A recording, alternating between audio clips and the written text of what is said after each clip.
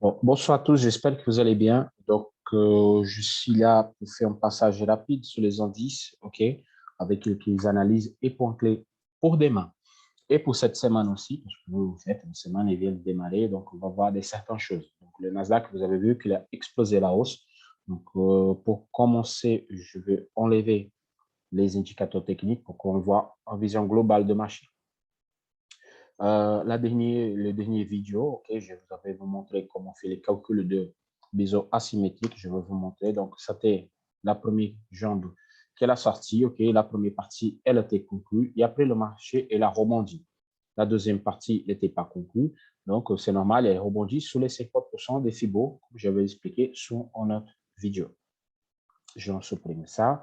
Et là, qu'est-ce qui s'est passé? En fait, notre retracement des Fibo qu'on avait tracé, je vais diminuer ici. OK. On avait tracé les fibos, donc on les casse de 100%, tout à fait normal. On a attendu au rebond qu'il a travaillé sur la ligne de force N, qui c'est en ligne de force qui s'était tracé dans le passé. Ça fait un bon moment, à long terme. OK. Là, il vient d'être cassé. Bien sûr, cassé, on va attendre la clôture des bougies parce que ça, c'était marqué sur le journalier.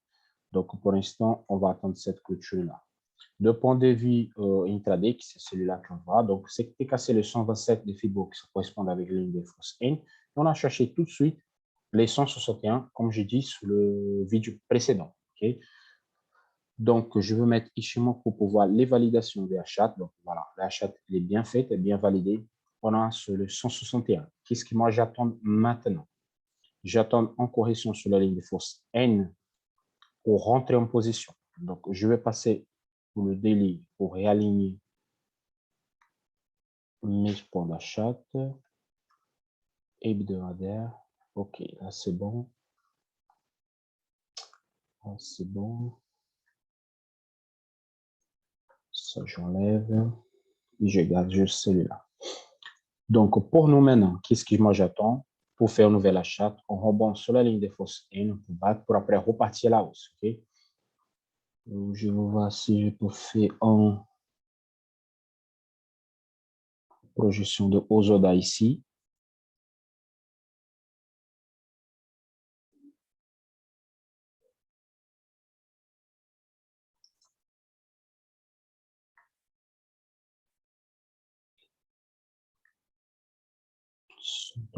OK, ça c'est une ligne de force. Oh, bon, elle a été attendue, c'était dépassé. Donc là, maintenant, on n'a pas de projection pour le futur. OK, la unique chose qu'on peut voir ici, c'est la casse des 161 pour chercher les 1261 des Fibo. OK, c'est notre prochain plan d'attente à long terme. Donc, cette projection, elle a été passée. Donc, on ne va pas les garder.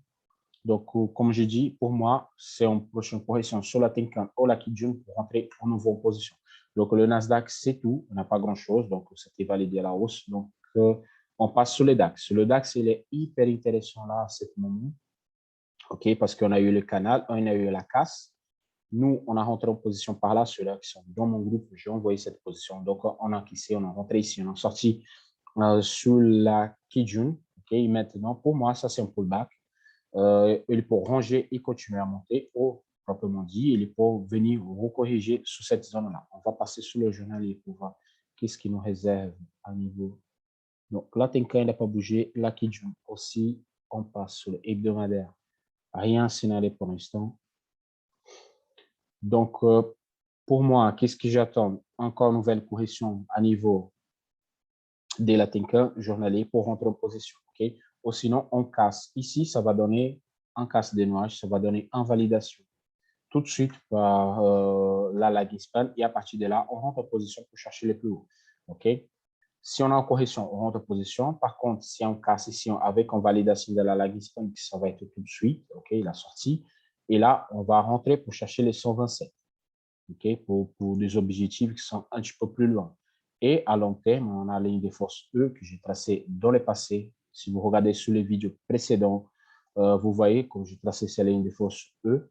Okay, c'est juste regarder les autres vidéos. Donc, à long terme, on cherche le 16 258 pour le DAX. Donc, le DAX, il n'y a pas autre chose à signaler. On va passer sur le Dow Jones. Le Dow Jones, on a eu cette figure chartiste, OK, cette biseau ascendant, donc ça a été confirmé. On a acheté ici carrément sur l'objectif théorique, on a rentré en achat, on a sorti vers ici, vers la Kijun journalier, OK. Ceux qui ont été dans le groupe, bien sûr, ils ont pris cette position avec moi, on a clôturé, donc jusqu'à là, c'est bon. Donc, il est venu tester les 127 des Fibo. Le Fibo aussi, il faut regarder sur les vidéos antérieures, vous allez voir comment j'ai tracé cette Fibonacci. Donc, qu'est-ce qu'on attend de Dow Jones maintenant? On attend en sortie par le nuage avec les validations de la Lagrange. Je vous montre. En sortie de nuage ici, avec la validation de la Lagrange. Pour le chercher, le 161 des Fibo. OK? Note pour l'entrée. En sortie, un pullback. En sortie, on rentre à l'achat tout de suite la casse de 127, la clôture de bougie H4, et on part pour le 161. Ou sinon, en petite correction pour voir. Mais pour celui-là, on va regarder en journalier. Qu'est-ce que ça donne? OK, ils n'ont pas bougé encore. Ils n'ont pas bougé encore. Donc, on va attendre en validation. OK, ils sont en cours de validation. Dès qu'ils en ont sorti par là, on rentre en position.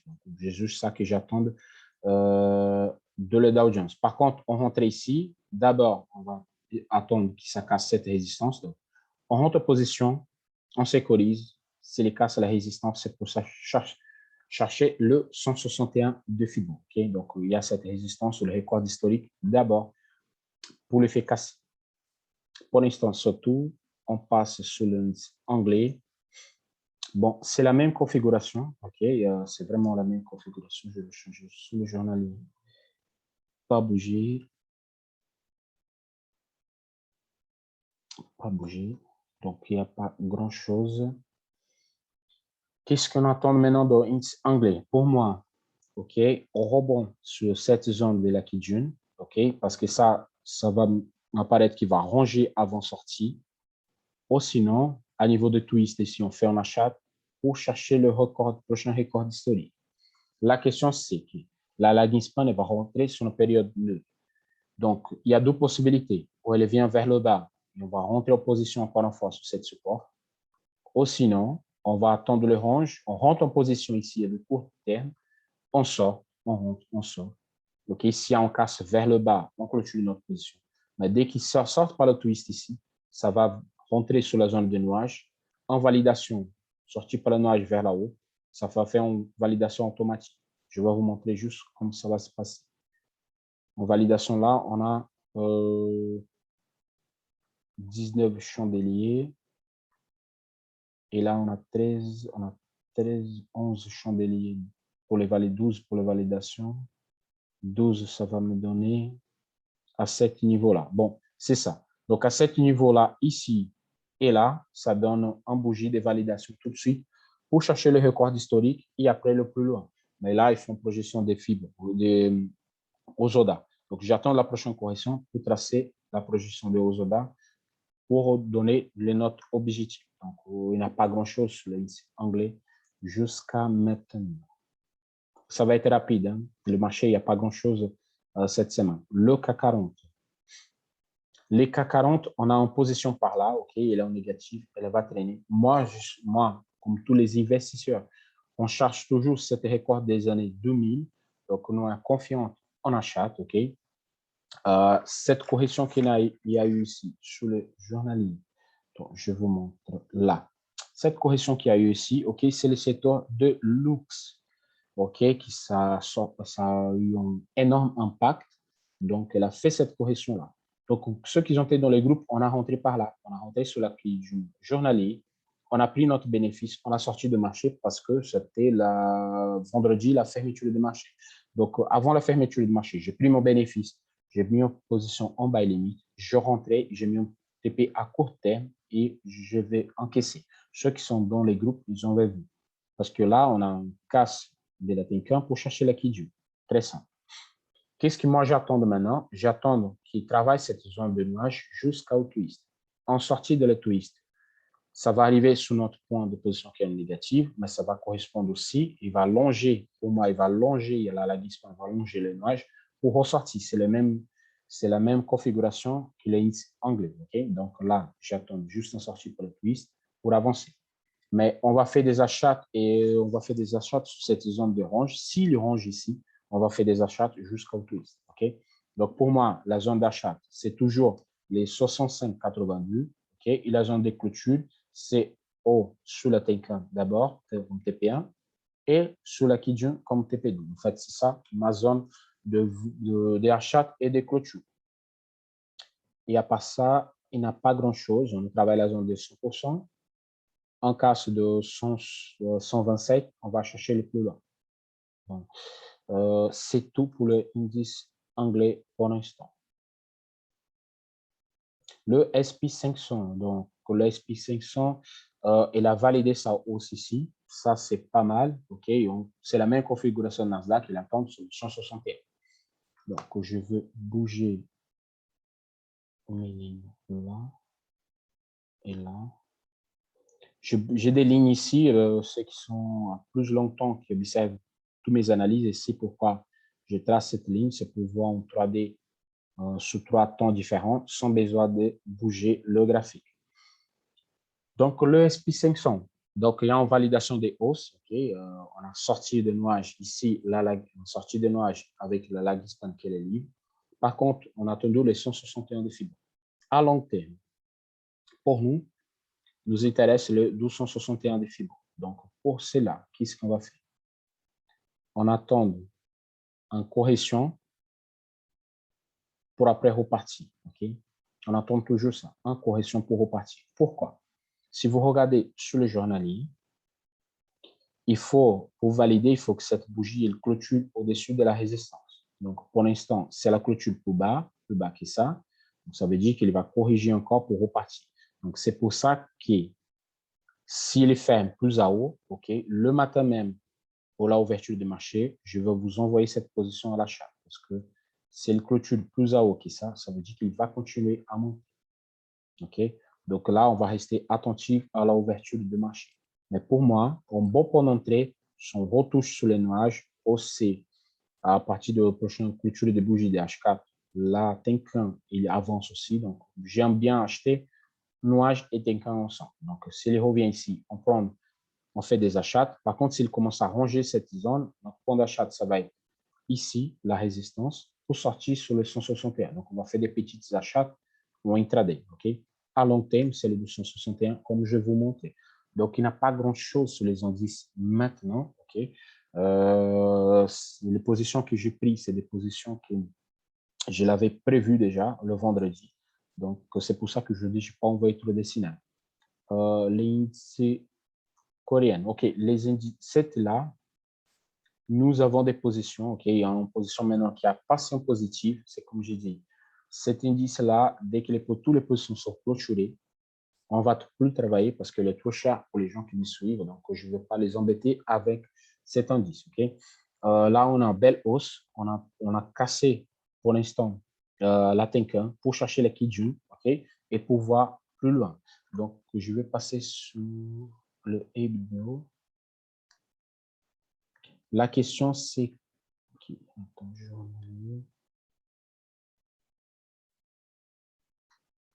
Le problème, il vient de là.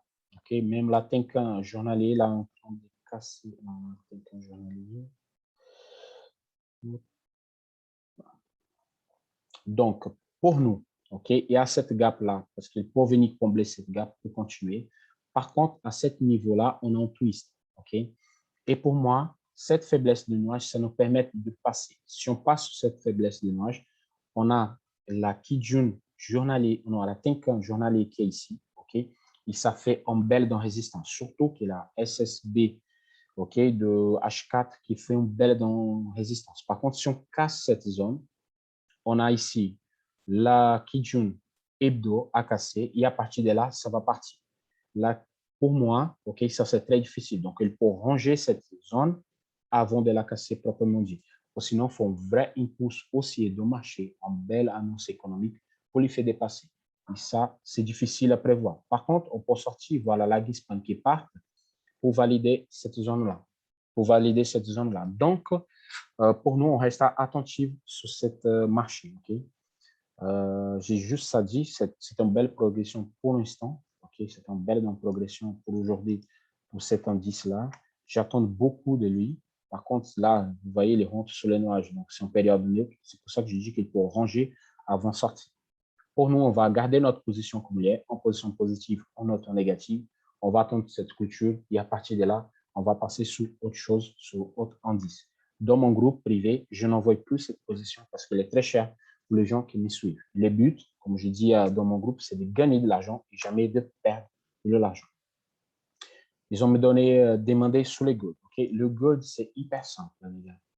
Le gold, il a validé sa hausse. En fait, j'ai attendu cette casse-là, la zone de 1800. OK? Donc, pour moi, maintenant, c'est pour chercher carrément les 1830. En fait, pour moi, le gold, il avance jusqu'à 1830. Le Bitcoin, j'ai en position, donc il n'est pas en positif, tout va bien. Les cafés, il est encore en zone neutre.